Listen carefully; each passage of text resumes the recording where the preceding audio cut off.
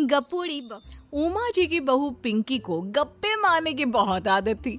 वो जब भी किसी के बारे में बातें करती तो बड़े बड़े गप्पे फेंका करती।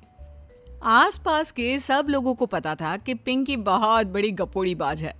लोग उसकी बात पर विश्वास नहीं किया करते थे, लेकिन हाँ, उसकी बातें सुन सुन कर हंसते बहुत थे। अरे बहू, पड़ोस वाली शर्मा जी है ना, उनकी बेटी का जन्मदिन है, तुम भी चली जाना।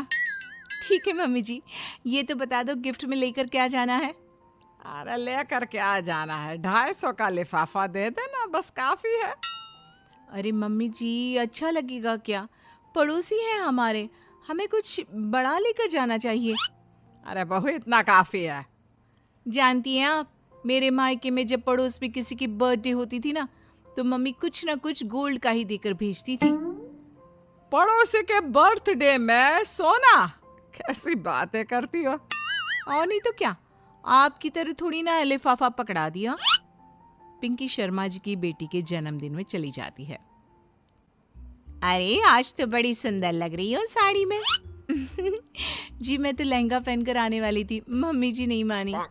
अरे बेटा, बर्थडे पार्टी में तो साड़ी चल जाती है, मेरा मतलब कोई शादी थोड़ी ना है। कैसी बात कर रही हैं आप आंटी जी?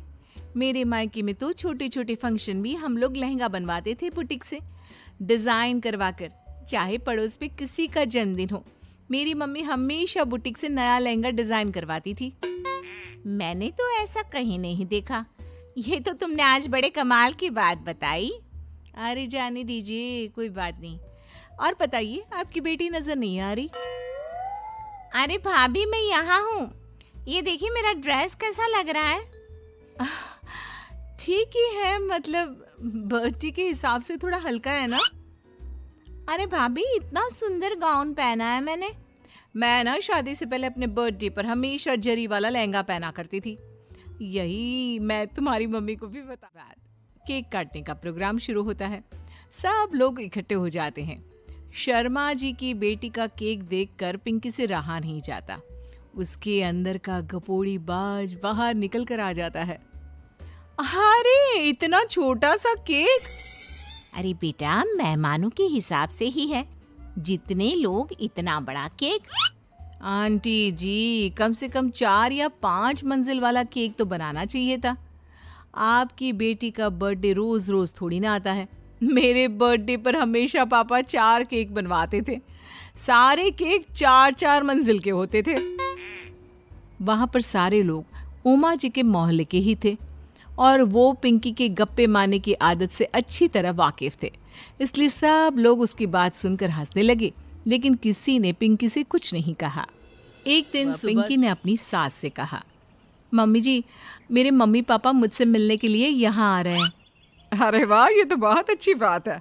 उनके आने की तैयारी करो, अच्छा अच्छा खाना बनाओ। वैसे कब तक आएंगे? मम्मी जी फ्लाइट से आ रहे हैं, कल शाम को 4 बजे की फ्लाइट है। फ्लाइट? लेकिन बेटा, तेरा मायका तो यहाँ से 2 घंटे की दूरी पर है।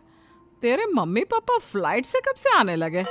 अरे मम्मी जी, आपको पता नहीं है, मेरे मम्मी पापा ना आधे घंटे की दूरी के लिए भी फ्लाइट का टिकट बुक करवाती है।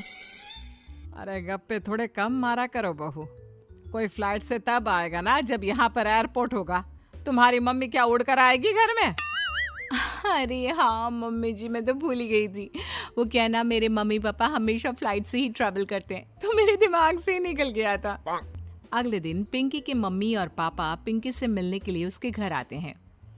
आइए आइए जी, आपका बहुत बहुत स्वागत है। और समदन जी, हमारी बेटे की कोई शिकायत तो नहीं ना? ठीक से संभाल लिया है ना आपका घर? अरे मेरी बहू बहुत समझदार है, घर का काम बहुत अच्छे तरीके से करती है। बस थोड़ा ज्यादा बोलने की आदत है उसे, आपको परेशान करती होगी ना? बात तो आपकी सही है, उसकी थोड़ा ज्यादा नहीं बहुत ज्यादा बोलने की आदत है। लेकिन कोई बात नहीं, आपकी बेटी दिल की बहुत अच्छी है, बस थोड़ा बोलती ही तो ज्यादा है। पिंकी बेटा, इधर आओ, देखो तुम्हारे मम्मी पापा आए हैं, तुमने इनके लिए खाना तो बना लिया ना? वो क्या है ना मम्मी जी, आपसे एक बात कहनी थी। हाँ हाँ बोलो बहू, क्या बात है? डरने की कोई जरूरत नहीं। वो मम्मी जी, मैंने सोचा मम्मी पापा आए हैं तो खाना बाहर से मंगवा लेती हूँ।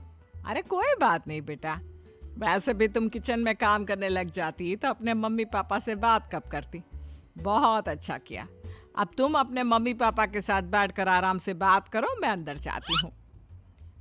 जैसे ही दरवाजे की घंटी बजी, 3-4 लोग हाथों में खाने के बहुत सारे पैकेट लेकर उमा जी के घर पहुंच गए। अरे भाई, कौन है आप लोग? लगता है गलत पते पर आ गए। नहीं नहीं माँ जी, हम तो खाने का ऑर्डर डिलीवर करने आए हैं, यहीं से बुकिंग मिली थी। अरे नहीं नहीं, आपको कोई गलत फहमी हुई है। हमारे यहाँ तो 2 ही मेहमान आए हैं। आपके हाथ के पैकेट देखकर लगता है इसमें 50 लोगों का खाना है। माँ जी, आपने सही समझा, खाना तो इसमें 50 लोगों का ही है, क्योंकि हमें ऑर्डर यहीं से 50 लोगों का मिला है। अरे लेकिन इतना सारा खाना, कहीं मेरी बहू ने अपनी गप मारने की आदत के चलते ऐसा तो नहीं कर दिया? ये खाना आप रख लीजिए और हमें हमारे पैसे दे दीजिए।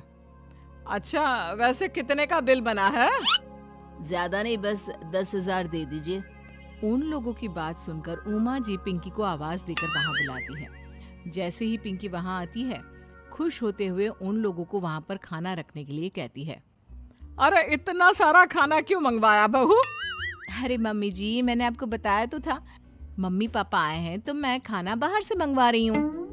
ये बात सही है बेटा, लेकिन 2 लोगों के लिए 50 लोगों का खाना?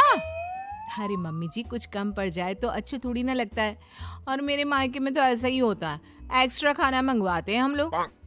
तभी पिंकी के मम्मी और पापा वहाँ पर आते हैं। अरे बेटा, एक्स्ट्रा खाना मंगवाने का मतलब ये थोड़ी ना होता है कि 2 लोगों के खाने के लिए 50 लोगों का खाना मंगवा लो। और बेटा, तुम्हारी गप मारने की आदत के चलते 10,000 का बिल आया है, तुम्हें नहीं लगता ये गलत है? देखो बहू, बढ़ा चढ़ाकर बातें करना अपनी जगह, लेकिन इतनी बड़ी बड़ी फेंकना भी गलत है ना। पहली बात तो इतने सारे पैसे लगे, और दूसरी बात खाना वेस्ट होगा। आप लोग ठीक कहते हैं, मैं आज के बाद अपनी इस आदत को कंट्रोल करने की कोशिश करूंगी और अब से गप थोड़ी कम मारा करूंगी। पिंकी की बात सुनकर सब लोग हंसने लगे।